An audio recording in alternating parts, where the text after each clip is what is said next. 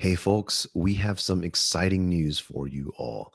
We have just launched a brand new company founded on the tenets of our love as a business strategy philosophy, the same philosophy that you've grown to know and love. This new venture is called Culture Plus.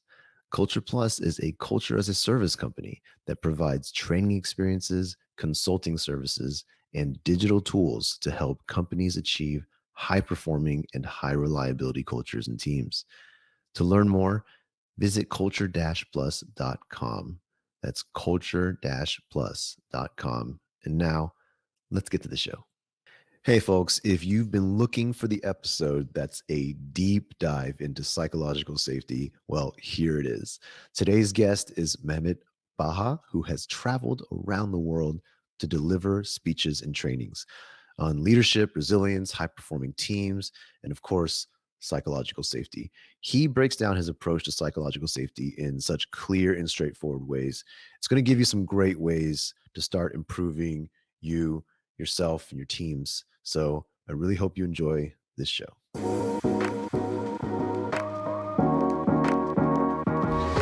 Hello, and welcome to Love is a Business Strategy, a podcast that brings humanity to the workplace. We're here to talk about business, but we want to tackle topics that most business leaders shy away from. And we believe that humanity and love should be at the center of every successful business. Hello, I'm your host, Jeff Ma, and I'm joined today by co-host and co-author Mohammed Anwar. Hey, Mo, how are you today? Hey, Jeff, doing good. As always, we're going to be diving into the stories and the lessons of one guest, testing our love as a business strategy theory against it. And today's guest is Mehmet Baha, and he's the founder of Solution Folder, which provides learning solutions to make companies more collaborative and agile. He has more than 18 years of work experience. He's residing in Germany, but he's also been in Ireland, Turkey, Cyprus, and the US. And he was also one of the first employees in Facebook of Europe. And he now delivers speeches and trainings all around the world around agile, leadership, resilience, high-performing teams, psychological safety, and the like. So welcome to the show, Baha. How are you? Thank you, Jeff and Mohammed. I'm doing well. And how about you? Oh, we're recording this in the new year. It's our first podcast in the new year. So it's an honor and a pleasure to have you here joining us. It's a great way to kick things off. Likewise. Speaking of that, I have an icebreaker question, and I'll make Mohammed go first so you get some time, Baha. Today's question is, name a positive thing that happened to you last year? So in 2021, what was a positive thing to come out of 2021? Yeah, the first thing that comes to my mind is my book. So I released my book last year in April. It's called The Playbook for Engaged Employees. It was always my dream to write a book. And last year it was a great opportunity to finish the final details of the book, release it as a soft copy as well as a Kindle version. Congratulations. Thank you. Awesome. Amazing. Mo, what about you? What was a positive thing that happened to you last year? If you had to pick one, I'm thinking just the fact that we survived 2021. Like, it was a tough year, It's a tough year for the whole world coming out of 2020. We thought 2021 was going to get better, but 2021, hung around with the COVID pandemic. So I think just coming out of 2021 was a positive thing. I think personally, professionally, health-wise, everything. So that's what I would say. Well, there are a lot of other plethora of positive things. Yeah, I think that one's worth celebrating. Yeah, health is very important. That's a good point, That's true. Yes, agreed. Thank you. Well, Baha, I want to jump into all the things. One of the things I'm really interested in talking to you about today is psychological safety. I know you have, a lot of stuff that you talk about and a lot of really important things that you say about it. Before we get there, maybe kick us off a little bit about, who you are, kind of where your passions come from. I'd love to hear a little bit more about you, if you don't mind. Yeah. As you mentioned, my name is Mehmet Baha. Baha is my last name, and everyone calls me Baha. Since I was a child, I was thinking about how I can make a difference in the world. and this led me to get a scholarship from Fulbright. And I did my master's in the US on the topic of conflict resolution. I studied in Washington, D.C. After that, I started working around the world. I worked in Turkey at United Nations as a consultant. And then I moved to Ireland, Dublin. That was 2009. And I started working at Facebook. I was one of the first employees of Facebook in Europe, as you mentioned. And after that, I got an opportunity in Germany. This time I started working at a German tech company. This German tech company was developing eye tracking technology, special eye tracking glasses. And I was working there closely with the CEO and the owner of the company. It was a great experience. I was in charge of expanding sales in Latin America, Spain, India, and I was traveling a lot. And this German company does not exist anymore because it was acquired by Apple. And for the last 5 years, I'm the founder of Solution Folder. I do training, I give talks on the topics of psychological safety, resilience, agility. And in my free time, I like to travel with my family and play puzzles with my 5-year-old daughter, and also play the percussion. I'm a musician as well. I have played percussion with different bands. And coming to the topic of psychological safety, it's one of the topics that I'm really passionate about, not only reading, investigating it, writing about it, but also living it through my own experience as well. Awesome. Thank you for that. And I guess I'm just curious, like you have such an interesting story and journey through life, and you've always just wanted to make a difference in the world. What connects psychological safety to that goal for you? Like what brought you to so much passion about psychological safety? Yeah, that's a good question. Maybe one of the reasons could be related to what I studied, conflict resolution. And in psychological safety, you need to know how to deal with opposing views, challenging situations, and even in conflict topics which involve conflict. Originally, I come from Cyprus, and I come from the Turkish part of the island. And as you might know, the island is divided. There has been a conflict in the island for many decades. And it was one of the reasons maybe I was born on the island of Cyprus, this conflict situation, then studying in the US, conflict resolution, and then working in different companies around the world. And then this topic of psychological safety, I think I heard about it while I was working at Facebook. And then, especially around 2013, the topic became very popular.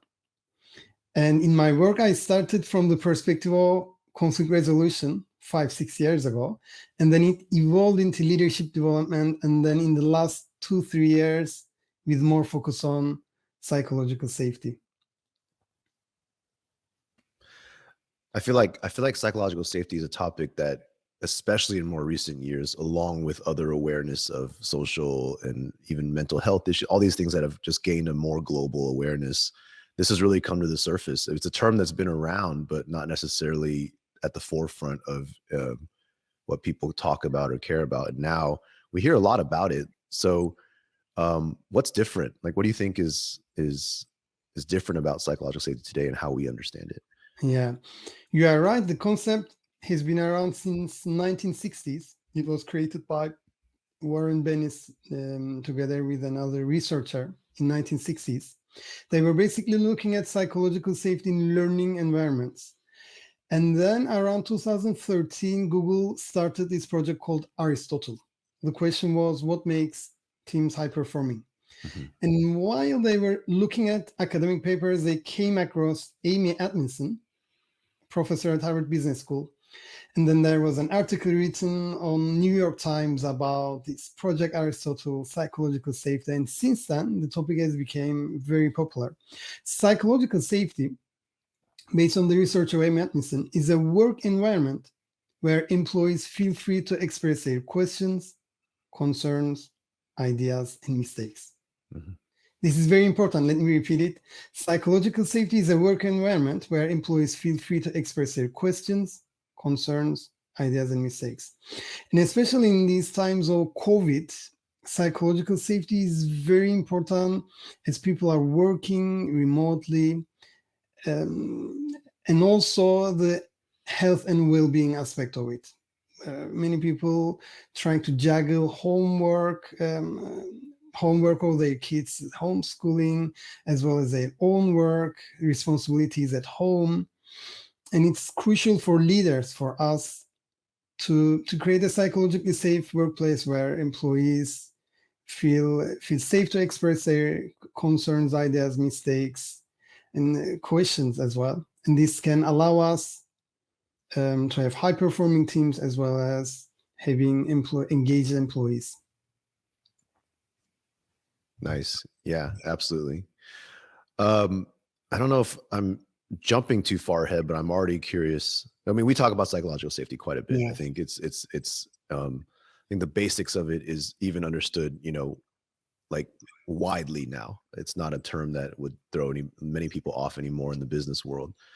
But I think from my experience, at least, it's often misunderstood, or at least it's often a buzzword, if you will, kind of like well, we need to build psychological safety. But ironically, oftentimes just saying that out loud kind of removes psychological safety from the room. Like, you say this team doesn't have enough psychological safety, and then everyone's like, oh, we better get some psychological safety. And then they all watch what they say, and they're all very careful about not. It's almost like this really strange conundrum. Have you, as you talk about it and as you go around teaching and coaching about it, what is your approach? Like, how do you truly build real psychological safety? Yeah, that's a good question. Actually, my experience is a bit different. So the companies, organizations that approach to me about psychological safety are the ones who are conscious, who are aware, which are conscious, aware, and which would like to bring their leaders to the next level.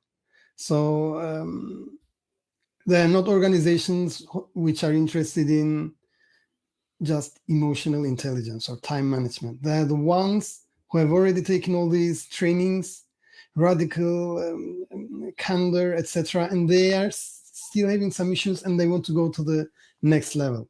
Okay. And in case these organizations approach to me, what I offer is trainings. It can be an online course specifically for organizations, self-paced online courses, or a learning journey of psychological safety, which includes training and then coaching and then again training, and they have time to implement. The idea is to learn the concepts. In my approach, they learn concepts, inspiring stories, and application. So first, they learn about key components of psychological safety. Let's say sense of belonging, vulnerability, trust, respect, constructive conflict. And then they practice, they learn practical insights, they put them in practice. And then we build upon them. So that's one part of it. The second part is about situational humility. Again, a nice concept, but the main thing is how to put that in practice. The third aspect is around mistakes, how to deal with different mistake types effectively. There is a lot of confusion in the minds of business professionals about mistakes and how to deal with them. And another aspect is about feedback.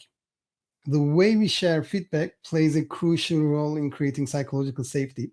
And the last part in my approach includes driving behavior change.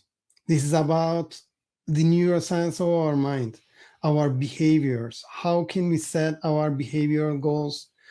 How can we be aware of our habits, suboptimal habits, which can negatively affect psychological safety, and how to change those habits with more constructive ones. So it's a learning journey where people learn concepts, put them in practice, and make a difference in their lives.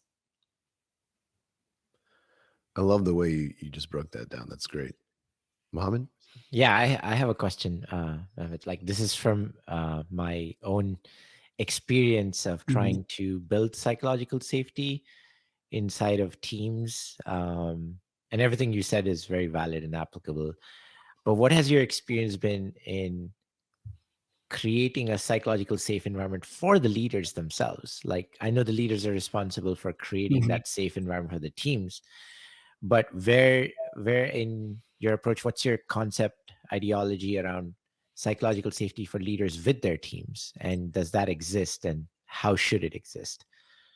Yeah. So your question is about how can leaders create psychological safety in their teams? Is that correct? No, the question is, how can the leaders themselves be psychologically safe with their teams? So they bring their full selves. They can share ideas. They can share mistakes. They can, give feedback and whatnot, or receive feedback. Like, how do we make it safe for the leaders as well? Yeah, that's a good question. So what can be the behaviors of leaders that can contribute to psychological safety in the team, right? Psychological safety in the team, but also for themselves. Because For the- what am I like? Just to give you an example, like the example that Jeff gave. Mhm. In the pursuit of creating psychological safe environments for our teams, I feel like the leaders tend to lose their own psychological safety. Can you give an example? So, for example, if I'm willing to share ideas or give feedback or admit mistakes as a leader, I am afraid to do it in lieu of worry that I will make it unsafe for others. So I will keep quiet. I won't speak up. I won't share my ideas, because if I speak up and I'm the leader, nobody else will speak up, because they're like, oh, the leader's talking, so we shouldn't say anything. Or leader shared an idea, so we shouldn't object to their idea.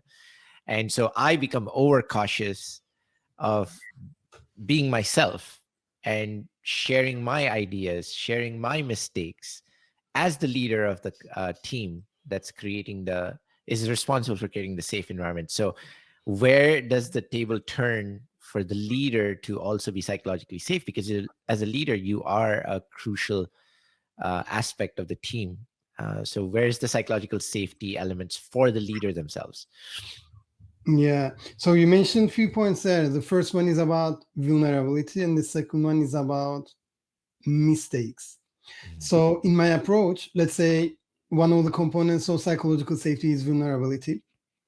And in that topic, the participants learn about the concept of vulnerability, and then there is an exercise. The exercise is, as leaders, what is one mistake you have done recently at work, and what have you learned about it?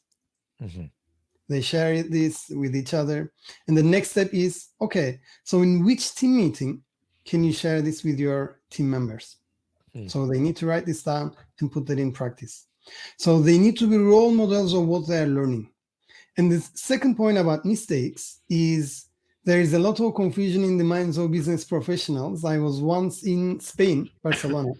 There was a HR conference. I gave a talk and sat back, and then one lady from Google Switzerland office took the stage. She talked about the innovative culture at Google and how they learn from mistakes. Big round of applause for her. And then one gentleman, senior manager at one of the world's biggest telecom companies, took the stage and he started saying, in our company, we do not allow mistakes. We try to do everything correctly. I don't understand why people try to make mistakes. And at that moment, I didn't know how to react to that and how can this be possible? So this clearly shows the confusion in the minds of many professionals. And coming back to your question about the leaders, how can we be psychologically, show these psychological safety behaviors? About mistakes, there are basically 4 types of mistakes.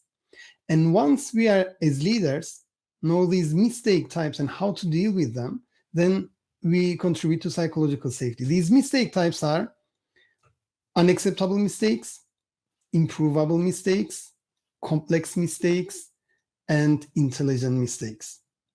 So the first 2 of them are created by me, inspired by the research of Amy Atkinson. And the last 2 of them, complex and intelligent mistakes, are taken directly from the research of Amy Atkinson. So first one, unacceptable mistake. Let's say we work in a factory. We are given all the training, resources, guidance, help, support to put a safety helmet. Despite all this, we do not put a safety helmet and we suffer an injury. This is an unacceptable mistake. The response to that could be warning or sanctioning. Or another example is, let's say we work in a bank, we have access to a big amount of data, We get this data and we sell this to third parties. Again, this is a gross misconduct. In that case, the employee, the contract can be finished as well. Unacceptable mistakes. We as leaders need to ensure that unacceptable mistakes do not happen in the first place. In case they happen, they should happen rarely. The second mistake type is improvable mistakes.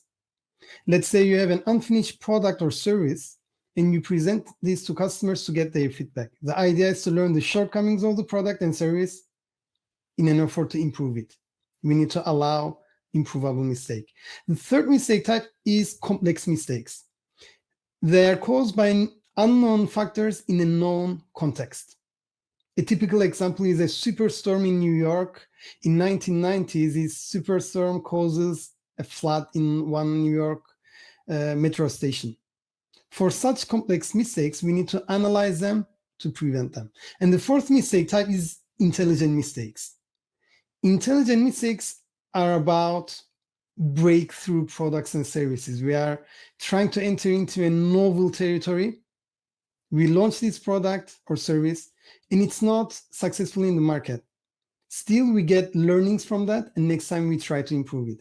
For intelligent mistakes, we need to celebrate them.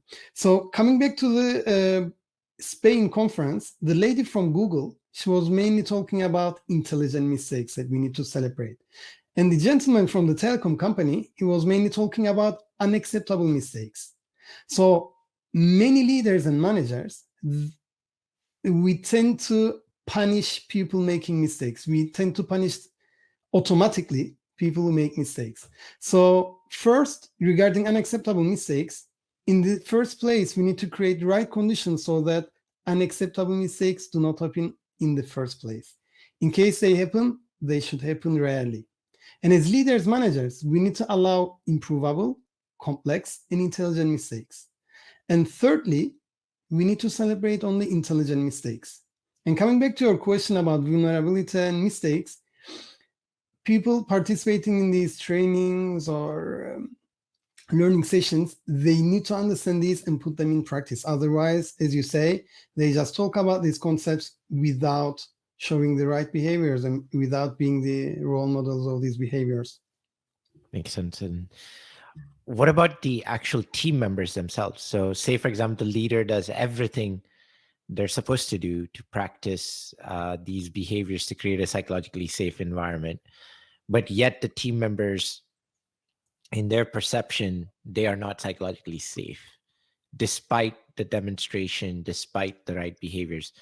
What is the antidote to that type of a situation where the leader can be practicing all of these behaviors, role model all of the psychologically safe behaviors for the team, but the team members themselves manufacture in their mind that they are fearful, they are scared, they are unable to bring their full self, unable to share ideas because they've manufactured in their head because of some incident from another leader, from another company, I will never speak up because the last time I did that, I got fired. Because the last time I did that, I was punished. So I don't trust leaders.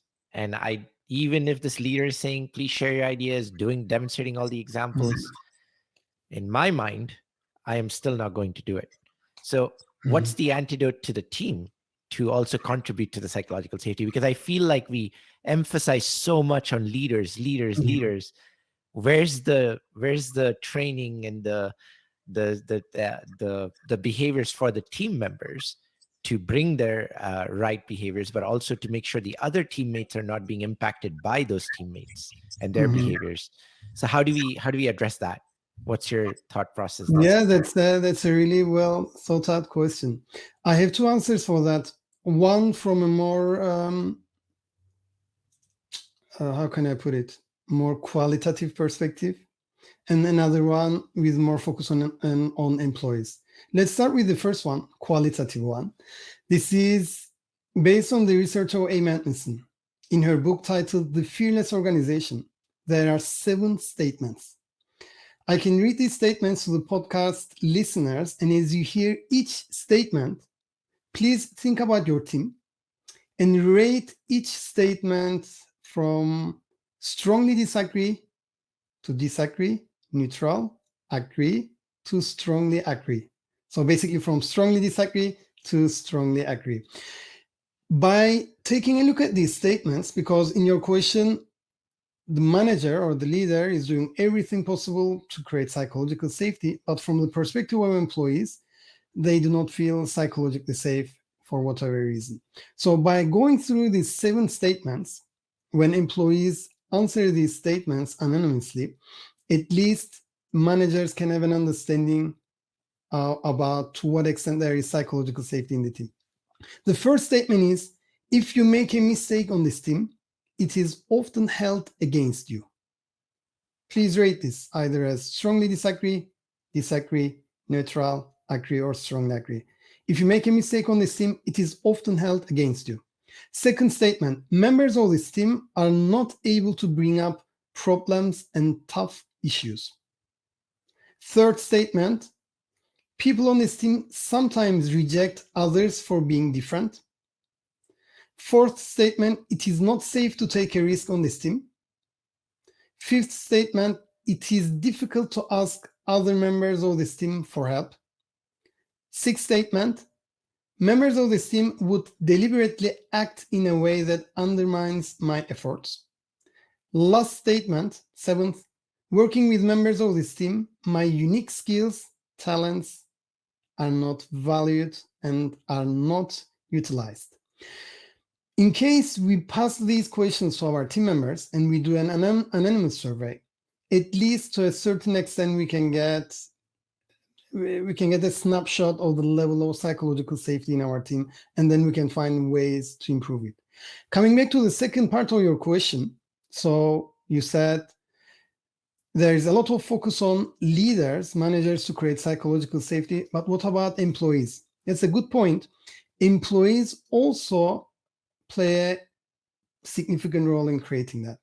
The way employees share feedback with each other, the frequency of the feedback, the content of the feedback. Let's imagine you are in a team, you are a team leader or manager, and you see that certain employees, the way they share feedback damages psychological safety in the team. Instead of dealing with the issue, maybe the way they share feedback attacks the person in front of them. Let's say instead of saying, could you please, do this task this way, they say, let's say, you are very irresponsible, you don't do your work on time, you create problem.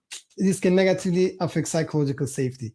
And in that case, leaders, managers should help team members gain their skills, improve their skills of sharing feedback, talking in a more constructive ways, and to create a psychologically safe workplace. So to make a summary, first, these 7 statements, it can give us an indication to see where we need to improve.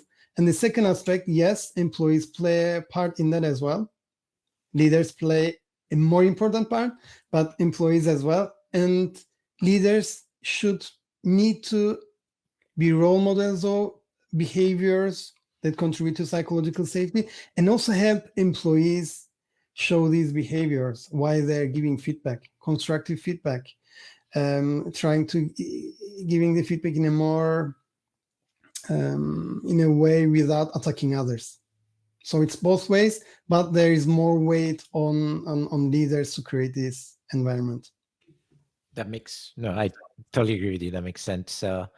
Do you have any specific training or expectations of employees that similarly like how you take leaders through your program? Are there any programs that help the employees see their side of the equation in psychological safety? Yeah. Nice. Awesome. So I guess the other thing I would ask is, if there is a member, like one member on a team that is causing lack of psychological safety, and it's not the leader, it's the employee, and it's one member that's just causing the whole team member, the team, to lose their psychological safety, but the removing of that team member automatically improves psychological safety. What is your approach to those type of team environments? What would you say that is required to help improve psychological safety? Is it okay to pull out that person from the team, or what is your thought process there? Yeah, that's also a good question. Recently, I got contacted by one person in the US, and he had a similar challenge. He sent me an email asking me how to deal with this situation, exactly like your question. There are a few things you can do. First of all, in order for a person to change, let's say an employee who has a behavior which negatively affects psychological safety, the first question is, to what extent is that person aware of his or her behavior? If that person is not aware, then we cannot expect that person to change.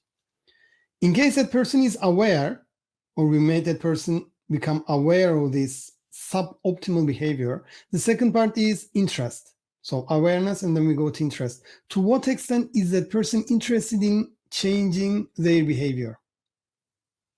Third one, we are aware, we are interested. The third one is knowledge. To what extent does that person have the knowledge to show the right behavior? Fourth, we are aware, we are interested, we have the knowledge. The fourth aspect is ability. To what extent does that person have the ability to put in practice what they learn and then show these right behaviors?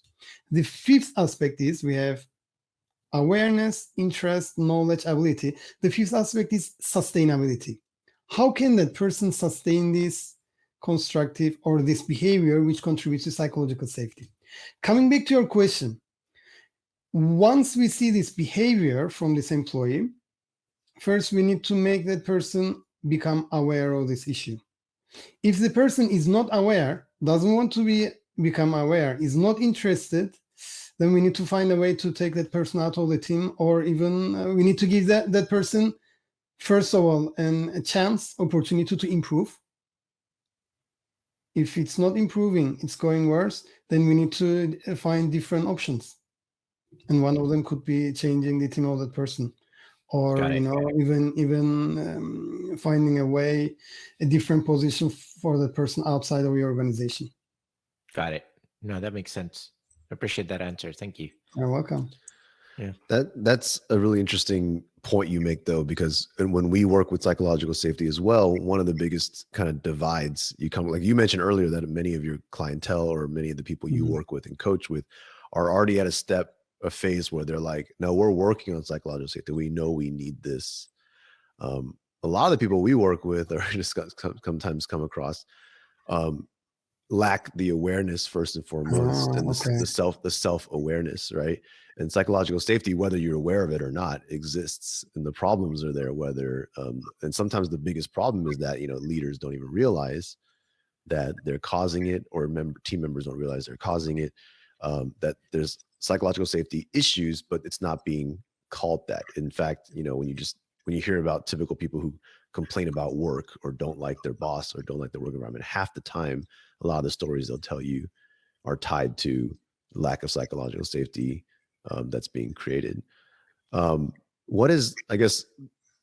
you have stories or approaches towards just how to properly, approach those situations or build that awareness, besides just, because a lot of leaders don't, especially the higher up you go as a leader, the less you're able to just hear, hey, you're being a jerk, or hey, hey, you are creating a terrible work environment for people. Like they're not accepting of that feedback. How do you build that awareness or self-awareness? Yeah, two ways that I can answer that. Recently, I was watching at Global Peter Drucker Forum, one expert, I think he's from California. He's a worldwide known expert, I think, in strategy. I think his name is Sharice Tabrizi. I think he collaborates with Stanford. He works with CEOs, and he said that every time he works with a senior manager, the first question he asks is, to what extent are you open to change and improve yourself? And he says, in case the senior manager says, no, he says, okay, then we cannot work, because if you want to work with me, you need to be open to get feedback and improve. And I am going to put you a mirror so that you can become more aware of all your actions. So that's the first question. It starts to work with any C-level. So you set the stage right in the beginning.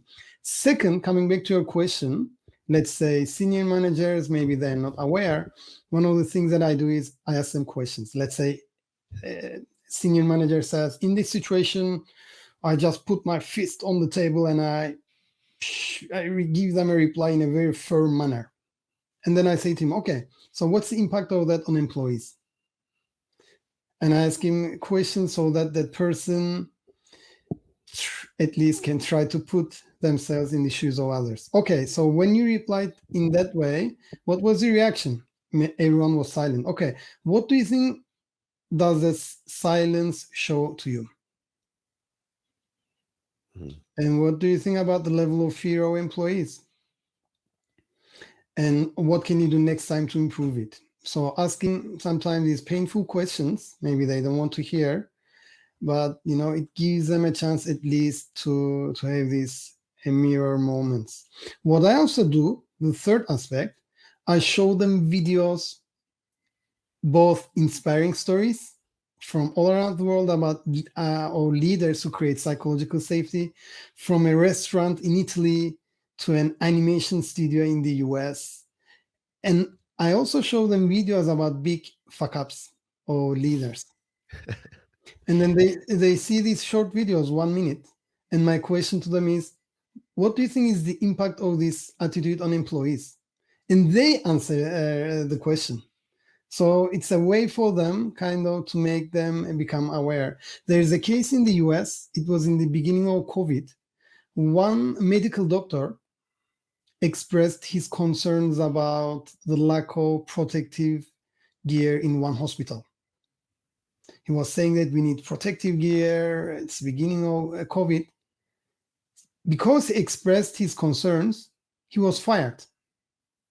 He was so pissed. He went to the media. He started to talk with news agencies in the US. He started writing on the social media. This is a typical case of lack of psychological safety in the workplace.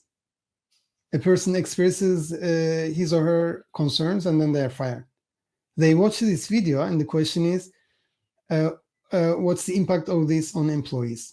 So there are different ways to kind of put that mirror to leaders, to make it, to summarize it first, set the expectations right in the beginning. If you are going to work, you need to change your perspective. If you're not willing to change, it's okay. Then we don't work. Second, ask them questions to dig deep so that they can try to understand the impact of their behavior on others. And third, put them also, as well as inspiring stories of leaders who do not create psychological safety. There are many examples I can from this hospital to different organizations as well, so that they can also see the impact of their behavior and how it negatively affects employees and the success of their organization. I like that. Awesome. Very clear. Yeah. Yep. Appreciate it very much. You're welcome. Baha, I feel like there's we need to schedule a different session, maybe off of a podcast so we can just, further dive and we need your help, need your coaching. But today's show, we're running low on time. And I wanted to save a little bit of time for you to talk a little bit about Solution Folder or anything that you have going on as well, so we can make sure that listeners can benefit from that as well. Do you have anything you'd like to share or plug in this space? Sure, two things I can share. The first one, listeners who would like to get practical insights, ideas to improve psychological safety, you can visit solutionfolder.com/free-resources. There you can get free resources, solutionfolder.com/free-resources. And you can also check out my new book, The Playbook for Engaged Employees. It's on Amazon. Absolutely. Be sure to check that out. Yeah, I think what I got, psychological safety is, again, something that in our line of work, we also talk about quite a bit. Our book has a chapter on it or a section on it as well. Nice. But I love the way you've broken it down. I love the way you've really broken out the pieces and the steps that it takes to really tackle these issues. And it's really easy to follow. So just even this short conversation has given me a lot of ideas, and really appreciate you coming on the show today and sharing all those things with us, Baha. It was my pleasure, Jeff and Mohammed. I also learned a Yes. lot from your questions. Yeah, it was both ways. No worries. No, we appreciated the conversation. I enjoyed it. Yeah, I forgot to warn you about Mohammed. That's the type of questions he asks. Sorry.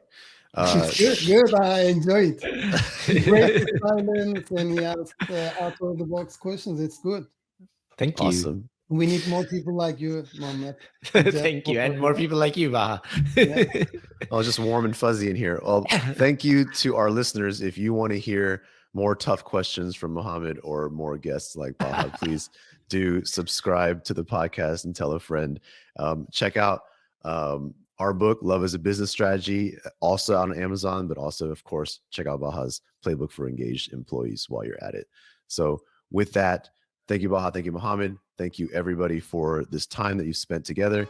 And we hope to see you next week.